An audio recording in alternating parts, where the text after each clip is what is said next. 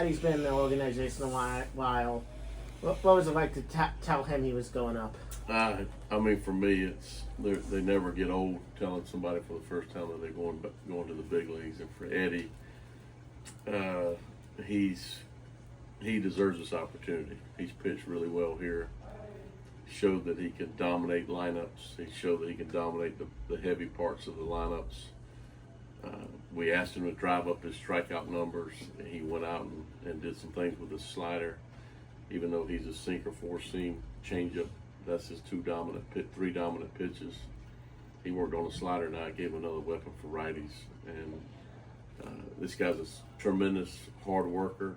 I mean, he works extremely well to build his body up to make it as strong as possible. And he is a strong man. And I'm so happy that he got his debut and he did really well. You know, the unique thing about Eddie is that he will take the ball every single day. I can't say that about a lot of people that I've managed. He'll take the ball every single day. Good, bad, sore, healthy, he's going to take the ball. And for me, that's my message to the big league staff. When I gave them my 2 cents about Eddie, I've praised his durability, his willingness to take the ball at any time, and he did different roles. He's closed games, he's come in early, he gave us multiple innings, he's went back to back. So just really happy for him and our org, and you know, really happy for Fernando and Sammy, the 2 pitching guys here that were able to facilitate his program and get him in a good spot to go to the big leagues. Right, designated for assignment, obviously. Same, he might come back. Who knows with stuff like that. Yeah, it's tough. It's tough when you deliver news that you've been DFA'd when you're taken off the roster. But my message to Robert was, this is not the end. It's not. He's young. Things just hadn't gone his way. But I'm going to show him if he comes back. If he doesn't, I'll even send it to him that there's been a lot of guys who've been DFA'd in their career and went on to have really good, solid careers and make a lot of money. So he can't give up. And I told him if he comes back, we're going to do everything in our power to get him in a good spot like he was last year.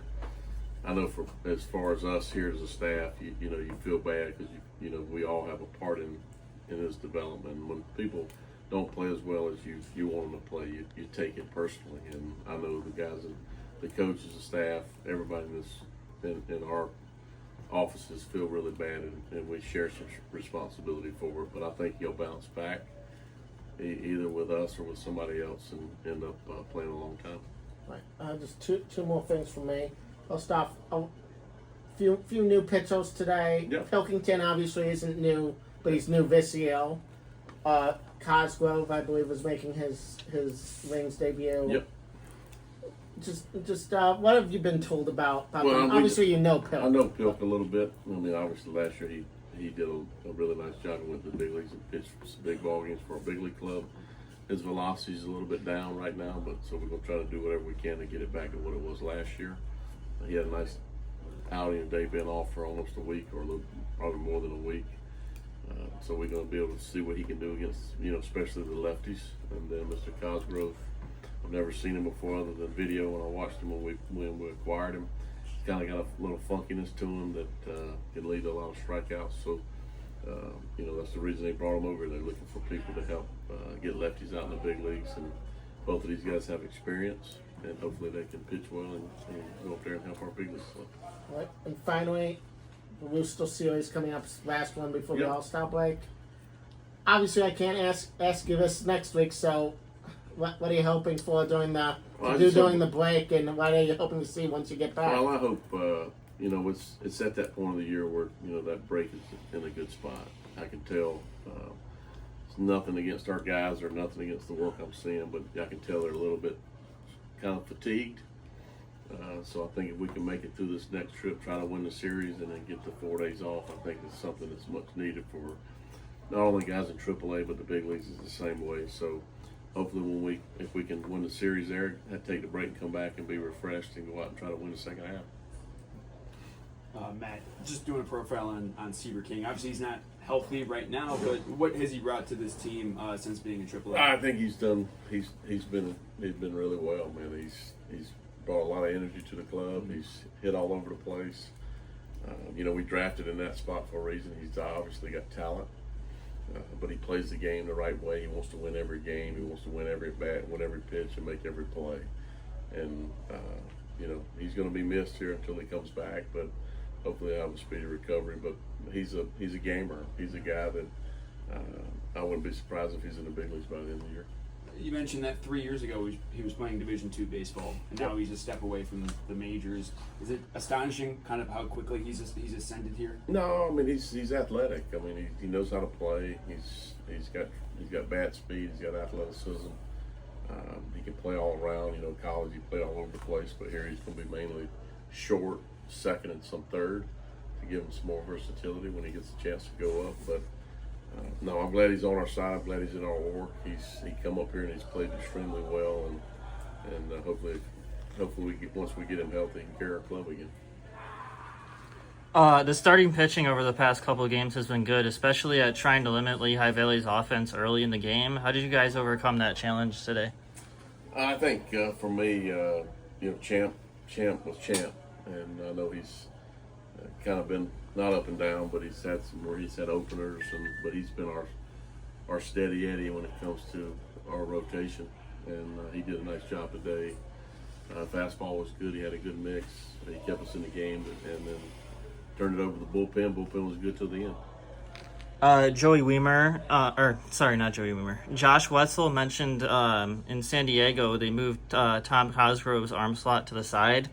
How do you guys plan to use that to your advantage moving forward? Well, I think we're trying to find the guys to get the swing and miss off from the left-hander, and they're going to do everything in their power to keep him to snap. He got some big strikeouts today, so he's got a little funk to him. I mean, it's his body's turning all over the place. The ball's moving, so just got to get him more in the zone. I think that's the biggest thing, and if he does what he did today, give himself a good chance.